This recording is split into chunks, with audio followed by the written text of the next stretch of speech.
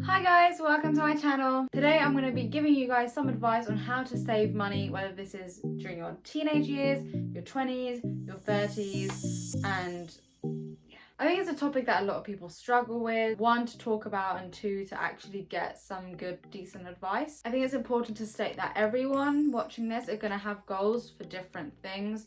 Some people may want to purchase their first property. Some people want to save money for a holiday. Some people want to save money to relocate or move house. So this is just some good advice that can be used in all of these different settings and just a good way to really try and save up as much money as possible. So my first tip is, if you're an impulse buyer who just buys, taps, and this also goes to anyone, by the way, I'd really recommend you to wait at least a week, and see after that week, do I actually really want or need that product? The reason for it is sometimes in the moment you feel like it's a necessity, you really, really want it, or you really, really need it.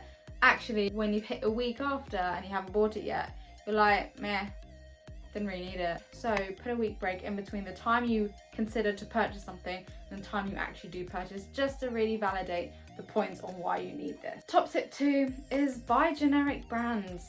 As much as it's great and lovely to have the best brands in the world, such as Louis Vuitton and Gucci, or even like just high-end high street brands, at the end of the day, it's just gobbling up your money bit by bit, when you could probably find the exact same t-shirt, instead of it being sold for £750, you could probably buy it for £32. Not saying you have to buy a bargain for everything, but if you're serious on saving money, really think about what you're purchasing, and you're more than likely find the same item elsewhere for cheaper. So just think about it like that. At the end of the day, we're all staying home during COVID right now, so who are you going to show off these brands to? Just think it that way. If you currently live in a property that you're able to rent a room, that's a great suggestion.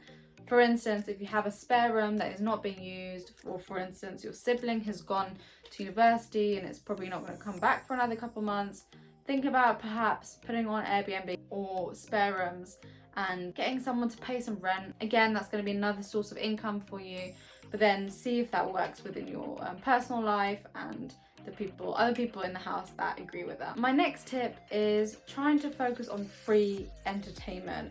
What I mean by this is that, yes, you can always stroll down the bar, yes, you can go pay for a theatre, but just remember there are so many other ways that you can entertain yourself and your friends and your family without having to cost a penny, or at least cost very little. Whether this be, for instance, playing a board game night, or watching movies at home instead of going to the cinema, or if you want to do, for instance, an activity, go get your bike, go for a cycle. Things like this doesn't cost you anything, still fun, and you'll save a lot of money. My next tip is saving money from the gym.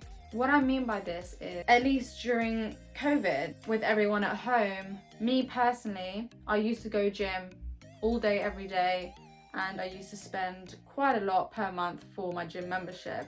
Since we've been working from home and staying home, I've actually not been going gym as much at all. If anything, I haven't been going at all for the past probably 8 months now. I put my membership on freeze, or you can just cancel your membership in general and work out at home. So simple. I thought this was going to be such a difficult thing to do, but actually it's so useful. There's so many live workouts.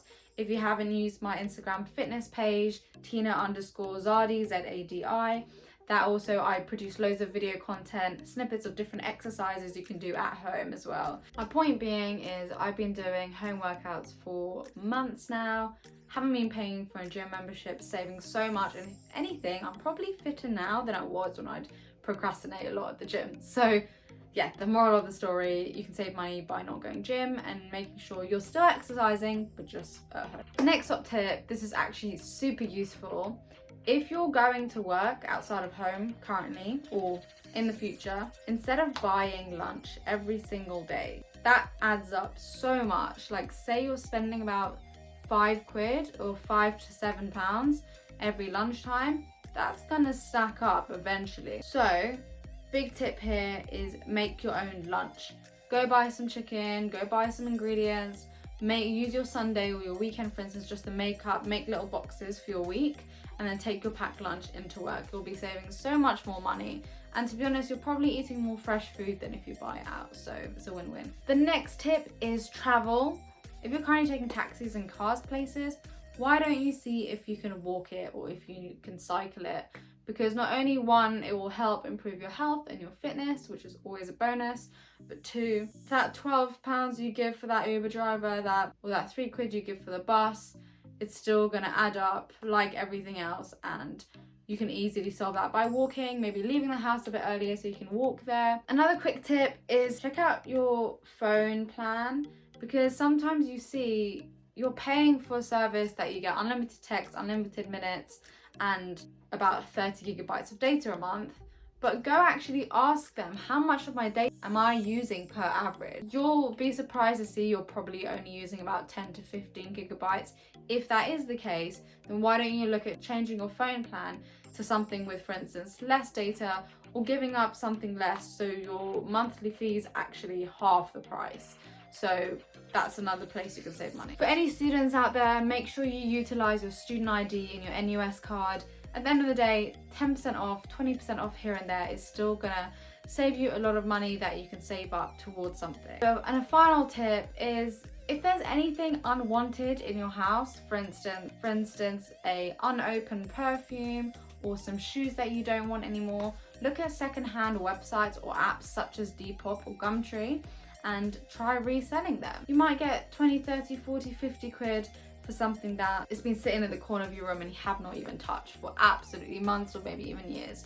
So I'd look through your room and I'd look through everything you have, things that you don't, send it, sell it away and get money in return. So I really hope these tips were useful, short and snappy, and hopefully things that you can actually implement from today in order to save money for your goal. If you like the video, please make sure you subscribe to the video, give it a thumbs up, comment down below what other ideas and suggestions you want me to talk about, and stay tuned for videos every Sunday without fail. Thanks for watching!